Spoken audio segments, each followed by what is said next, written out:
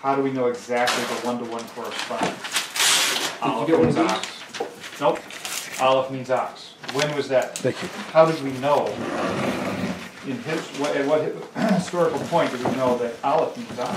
Aleph means strength. Okay, so from this dictionary, the first letter of the Hebrew alphabet, the name of the letter Aleph, is so called in allusion to its ancient Hebrew form representing the head of an ox. The numerical value of 1.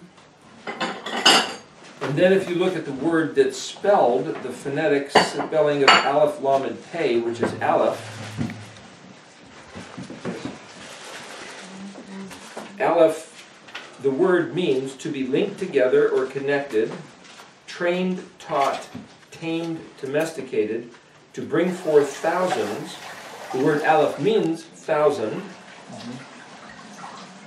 Oxen, bullocks, cows, cattle is Aleph, originally probably meaning tamed animals. It also means part of a tribe consisting of 1,000 people. The name of the first letter of the Hebrew alphabet. It's where the Greek word of alpha comes from. And the Greek word alpha literally means wealth, which is to say, I got $1,000. Of course, back in the olden days, that meant almost like $1 million today. Or if you had an aleph, if you had an alpha, it's kind of like if you want to start a business and you get yourself a bulldozer, it's like, wow, I can do some stuff with this bulldozer. Or a dump truck. That's like having an ox. I can do something with this tractor. I better get busy using it. So this ox represented wealth, strength, power, opportunity. Because there are other languages. Do other languages even have, like the Latin script? Those are not pictograms. Not so they'd know it. However, it came out of Greek, which came out of...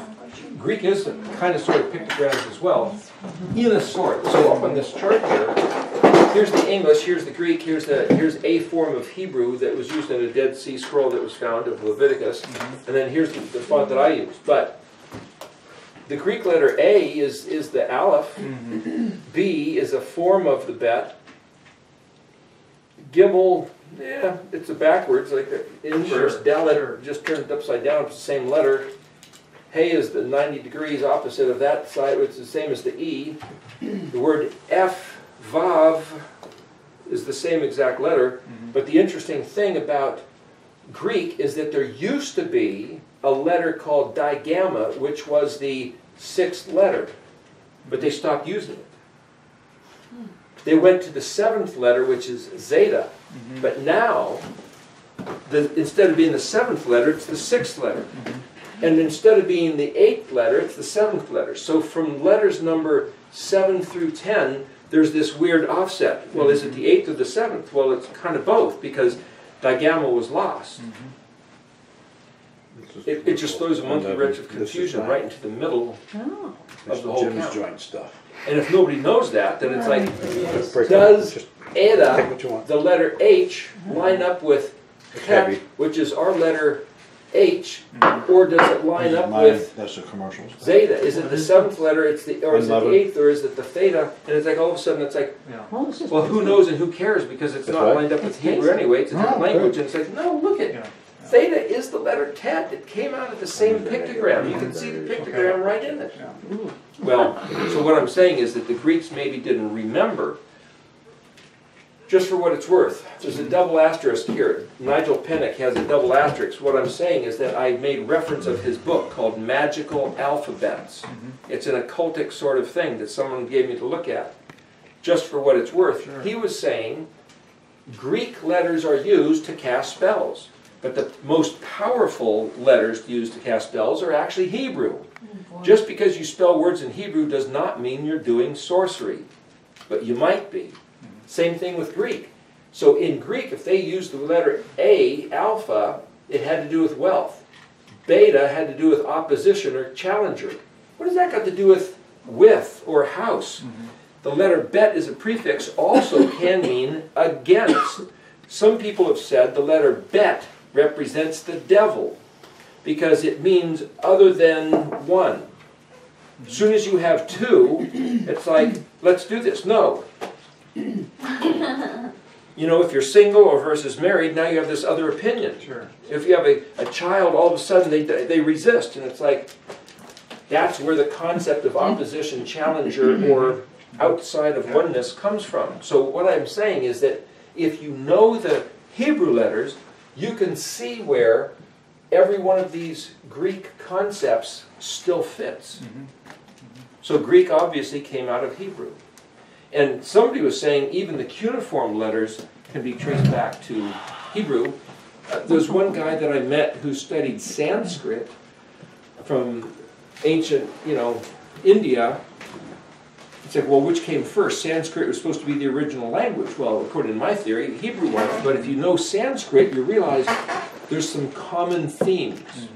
Now, we didn't get into it fully, but it seemed to me that Sanskrit would still have to have come out of Hebrew the same way that ancient Chinese from 4,500 years ago also came out of Hebrew, because it had the themes of the Tower of Babel, the Garden of Eden, and Noah's Ark in the original words that were ever constructed. That's just the tracer elements that would be proof of that.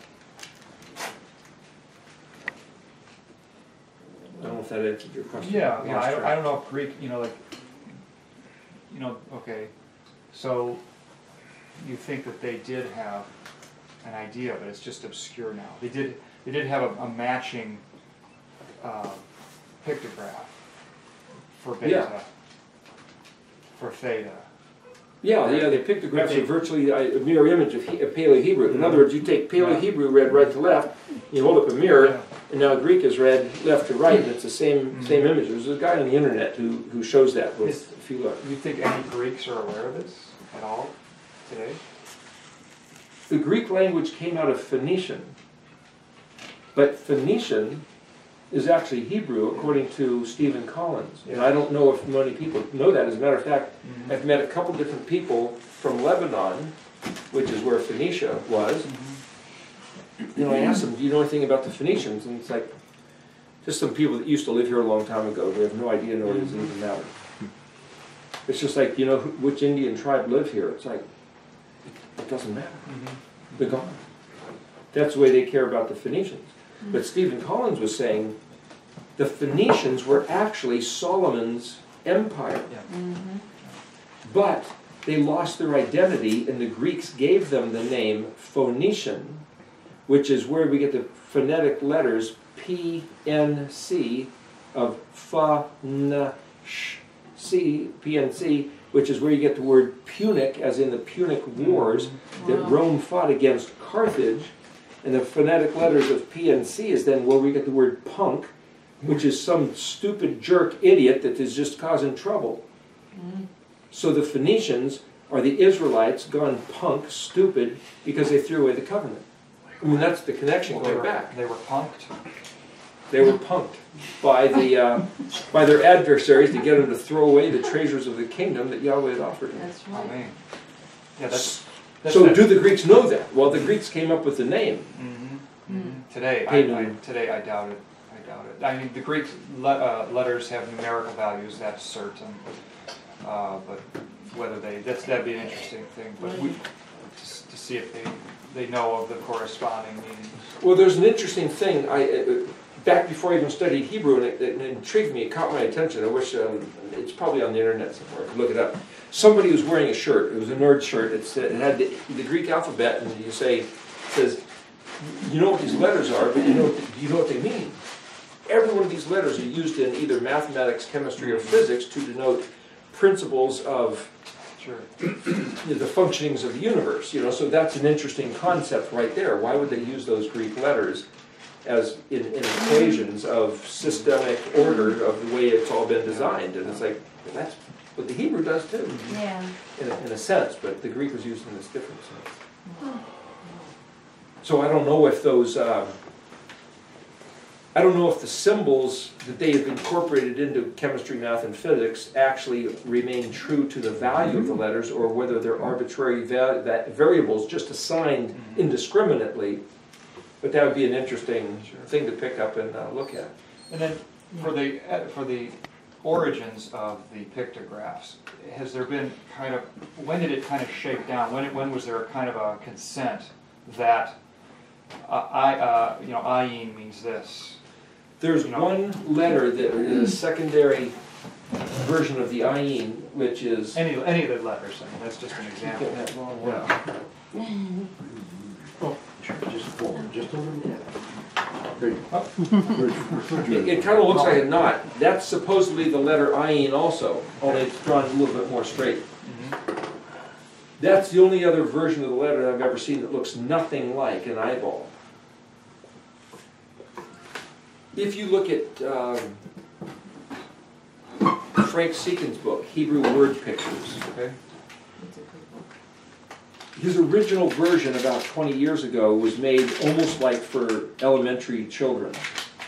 Now, it's more expensive, it's more vast, it's more refined, it's got a lot more words, it's a lot more, kind of a higher level of education would appreciate.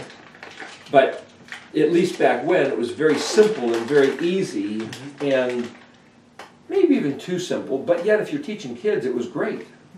Now it's more complex. Now the thing about Frank Seekin, and I'm not putting him down, he's a Christian marriage counselor. His perspective of the language is that he sees in Paleo-Hebrew a useful tool of psychological order. So to do marriage counseling of Christians, he invokes the truth that's in the Paleo-Hebrew and uses it as a way of explaining and processing who we're supposed to be and how it works. Well, I maintain that the Paleo-Hebrew is not just the construction of the universe, material objects, but also immaterial, which is psychology. So therefore, if you know the Paleo-Hebrew, it has to order our psychology. And interpersonal relationship, which would be sociology, and structure of thinking, which would be philosophy, and the various sciences of, how do you make sense? Like even things like mathematics are somehow orchestrated by the Paleo-Hebrew. So I'm in complete agreement with him. That being said, if you look at his book, he'll tell you Aleph means ox. And he'll show you the most ancient form anybody's ever found of an Aleph. You can see that it has vestiges of a head of an ox, like I drew earlier. One version is this circle with this. Well, there's the head of the ox with the horns, which other people draw like that, but neither one of them is necessarily better than the other. Jeff Benner has a site called ancienthebrew.com. He has his own style of letters, which I just don't necessarily like them, but those were letters that were actually found and used by somebody. So here's the thing. If you look back far enough, you'll find different scratchings on different artifacts or drawn on rocks or pieces of metal.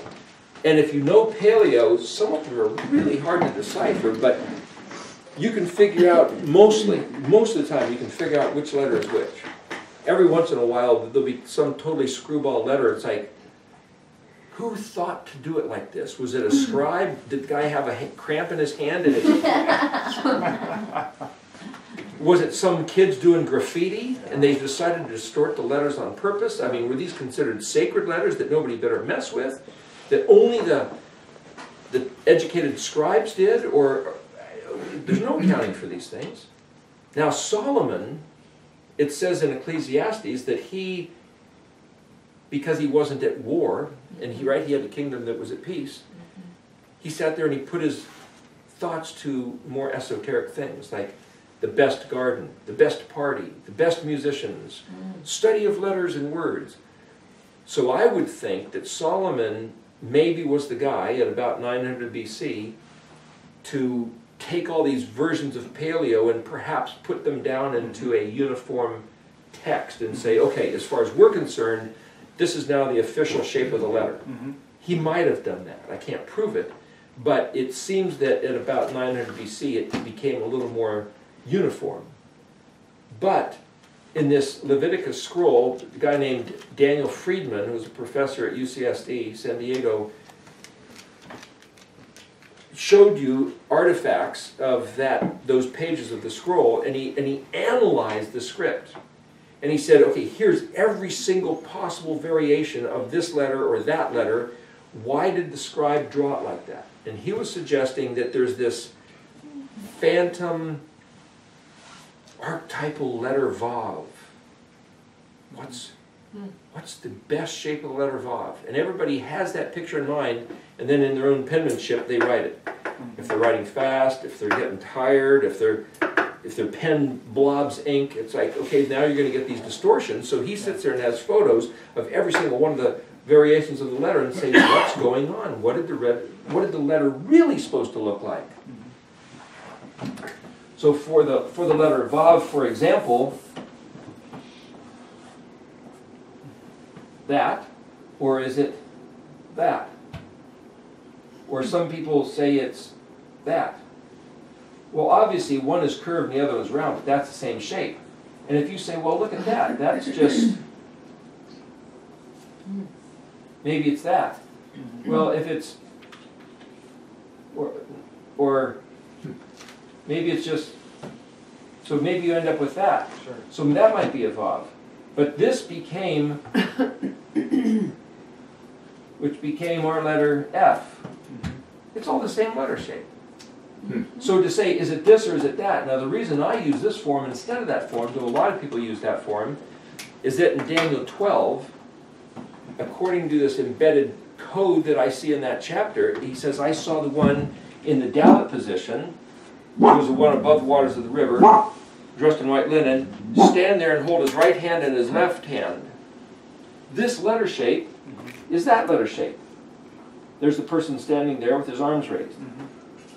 So I use that shape because it very specifically is tied to Daniel 12. Now if nobody knows that, they could say, well, this is the one more often used, or this is the more ancient form. And it's like, if I draw this form, I don't see a person standing there with his arms raised. Or any of these other. But here, I can make that point. And if somebody could say, what in the heck does Daniel 12 have to do with the alphabet? That's a whole other study, which we could go over if you want, but we started to go over it the other day, remember? Well, I've read it. You have the 40-page on your website? Yeah, it's right here. Yeah, there's a 40-page explanation. It's right here at the bottom line of this chart. But what I'm saying is that there's a reason. So as far as I'm concerned, I took into consideration many different alphabets, including the Etruscan alphabet from Italy, which is very similar to Paleo, but it's different. Why should I consider the Etruscan Italian? Well, because historians have said that the people that settled there and became the Etruscans were actually Phoenicians, and so it's the same people group. They were Israelites on the move. It's the same people, but their alphabet started to change and morph a little bit. So I went back and I took all these things into consideration, and I found what I thought to be the most elegant, which is to say simple, unadorned, refined, to the point. What do these letters look like? Now that's not to say that all these letters have ever been found on any artifact. But some of these letter shapes have been found on an artifact somewhere. But I don't think anybody ever used this. So I'm not trying to be historically accurate, but I'm trying to communicate. So in other words, if Yahweh says, I will restore a pure tongue, does he says, I'm going to restore the most ancient primitive form of every letter that ever existed? We don't even know what that was. Was it what Moses wrote in his scroll? Was it what the finger of Yahweh wrote on the tables? Was it what the Canaanites were using? Was it something that Noah had on the ark that we've never found? I don't know. But it's about communication. It's about conducting a thought. And if I can conduct a thought easier with a certain letter shape rather than a different letter shape, for example, the letter L in Jeff Benner's Lamed is shaped like that. That looks like the Latin L. The modern Hebrew is the letter with a foot. Oh, that's a letter with a foot. But the Paleo is just the head and neck of a camel. But also, it looks kind of like a boomerang shape, which means to be thrown out and come back. So the function is to go out and come back. I just don't get a boomerang out of this, nor do I get a camel out of this. I can picture the letter L, and I can picture something that looks like a foot or a boot, but I opted for the letter shape which has more connotations. Right. Camel, head and neck, transport, conduit, goes in your mouth, ends up in your stomach, that type of a thing. So the reasons I have nothing to do with necessarily the most ancient form. Okay. But you said that was a lamed, the squared off boot? Yeah. Okay. Now, so here's the other thing. I was talking one day with the publisher of this dictionary. He gave me a book written by someone who he said was the world's premier authority on the origins of the Hebrew alphabet. In her book, she tells the story that each one of these letters came from people from long ago that were like cavemen, primitive cultures who, like the letter Zodi is a fishhook. Why? Because they fished. So the letter Samic looks like the skeleton of a fish, you know, a backbone with ribs. Okay. They needed camels. They had oxen. Okay, so the letters that were pictures of things that were in their culture ended up being in the alphabet. I completely disagree. I think these letters were orchestrated, put together, and designed by Yahweh himself. The source of intelligence. And are there enough no. we can convey every thought with these 22 signs? Well, they're very simple. Nail, gate, They are. water. right. They're the elements of life on earth. And it's amazing we can construct this book, this kind of knowledge out of those simple symbols. So we get a lot of mileage out of those very simple pictograms. It's not like, unlike Chinese and Japanese symbols, they have tens of thousands of symbols that they need to convey their words. So somehow these are more elastic. They have more Flexibility. sure, they have more depth. They can be utilized. They're in a more general way. We can get a lot more out of 22 symbols. In a sense, no matter the size of your alphabet, it's possible for some human to construe every single idea.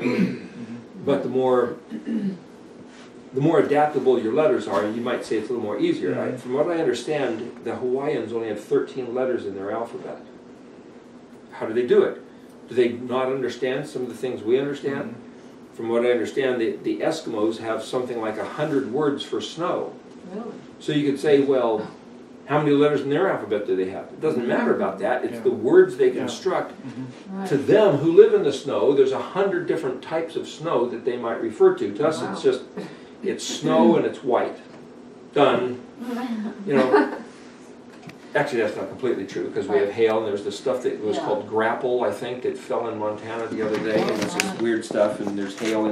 But anyway, what I'm saying is that we're going to use whatever we have to come up with whatever concepts we need, and if it doesn't exist, we'll make it exist.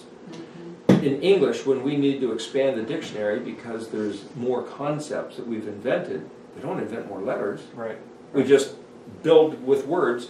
So even if you decompose English, you go back to Greek and Latin and Hebrew and sometimes Spanish or French or German or Russian, and so English is actually just this pool of all these other languages by which every possible thought is manufactured. And the thing is, English is a lot better than Hebrew for exactly what you're referring to. What I'm saying is that in Hebrew, you can find one sentence and a whole bunch of different translations. Why? Because it's so loose, it's so... We were talking about this thing that Hagar said, could I have seen even here after having seen? I can't believe Hagar said that. It's nonsense, it's meaningless. Was Hagar such an idiot that that's all she could say? No. Who's the idiot? The translator who couldn't figure out what Hagar said. Exactly. And then if you look at different translations, you'll see that other people are like, what did Hagar mean? Well, if I look at Hebrew, I now have to look in the dictionary and see all these other words, and I realize that Hagar said something very profound.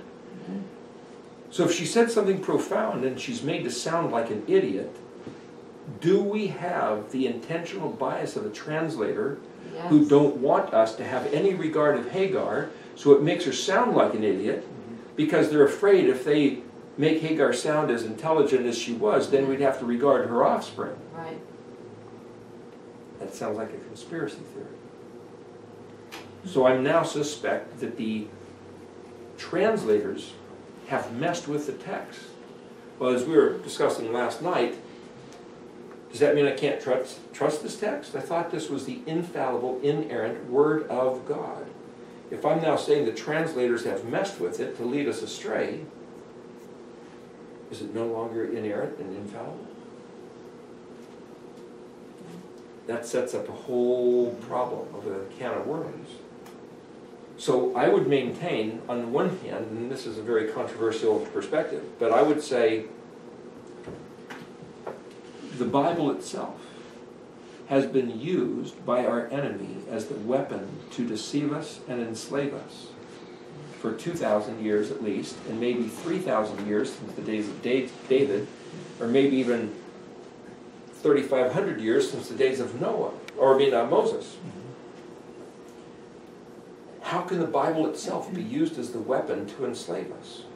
That's a terrible thing to accuse it of, because of the translations. Somebody can say, you can't read this, this is magical words. Only I have been empowered to know what it means. This says, you are to give me all your money and regard every word I say, or else you're going to hell. Pay me now. Does it sound familiar? Yes. Yeah. Sure does. The only way to get out from the over grip of these liars is to learn Hebrew. Why would they say it's illegal to learn Hebrew? At some time in the past they confiscated every Hebrew document, every Hebrew letter. Why? So we don't understand. They don't want us to understand it. Why not? Because it gives them the power of We can control. read it. Yeah, control. Like and people we'll know the perish truth. for lack of We'll know knowledge. the truth. That's right. So for us to learn Hebrew is somebody's worst nightmare. Yeah. That's right. That's why we're going to learn it. Well, And it might mean the adversary, meaning the devil, but it also might mean the adversary, meaning Israel's enemies. human enemies. Yeah. When you say translators, which translators? Talking about the All of the above. Yeah, there were so many. Pick one. at which stage? If I had some words in mind, I could just Yeah. find some verses. I should write down a list of some of the worst ones. Do you want to look at that thing that Hagar said? I mean, do you want to figure out what she said? Oh, yeah. Can I ask you Yeah. what dictionary you're referring to when you say look up these Hebrew words? The Red Dictionary? The Red Do you Dictionary. have that? The red I do not. dictionary. I have it, I don't know how to CBD use has it. it Oh, yeah. I got it because Jim told me to, That but one I I don't know got. how to use it yet. I'll lend it to you. He's got to get going, but we could talk about that a little bit later if you'd like. Okay, sure. No, do you have the red one? Right? Yeah. Okay, yeah. Did you get, the CBD has a good price in Yeah. So Hagar is talking about, what is it, like Genesis 16. 16. I'm just fine. Should be interested.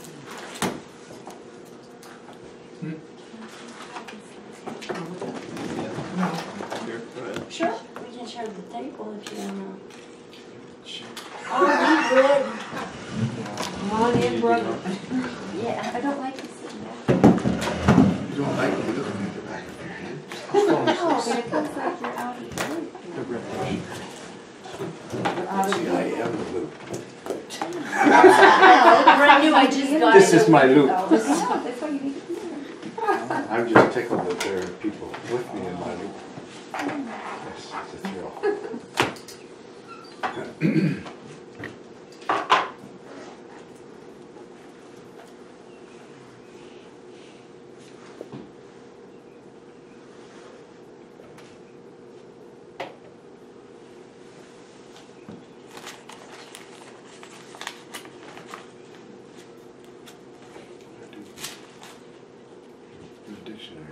over there behind. There's one. Oh, here. Oh, okay, good. Thank you.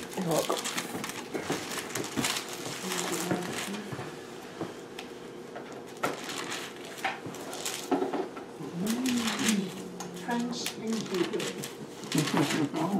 Means you. Why would you use 2 foreign languages? That's funny. But see, her foreign language are English and Hebrew.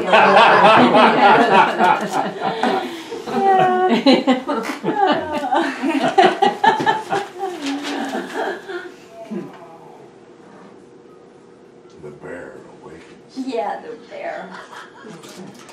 Okay, Yeah. so this is what Hagar said. So this is the verse,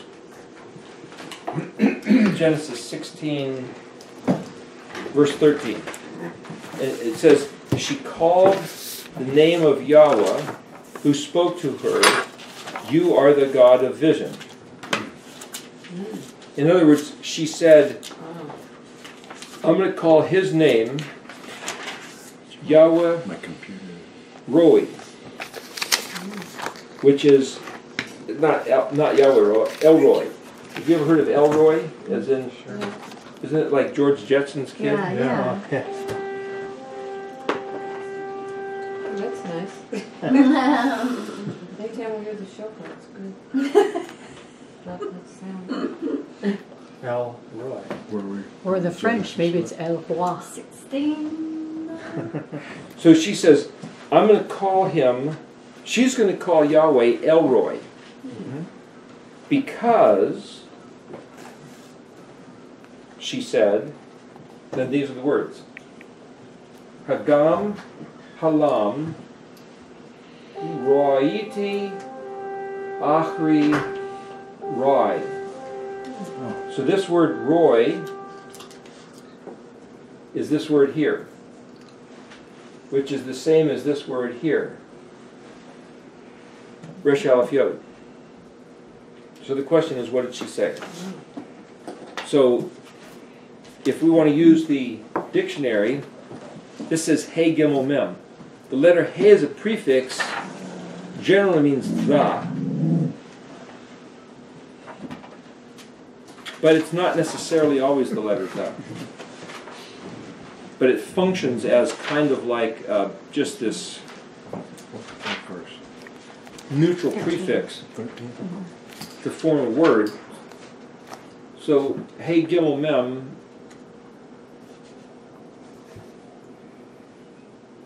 if we see the word Hey Gimel Mem, it says See Gimel Mem. So what it's telling us is that the letter Hey in the front of this word doesn't really do anything one way or the other, so we got to look at Gimel Mem.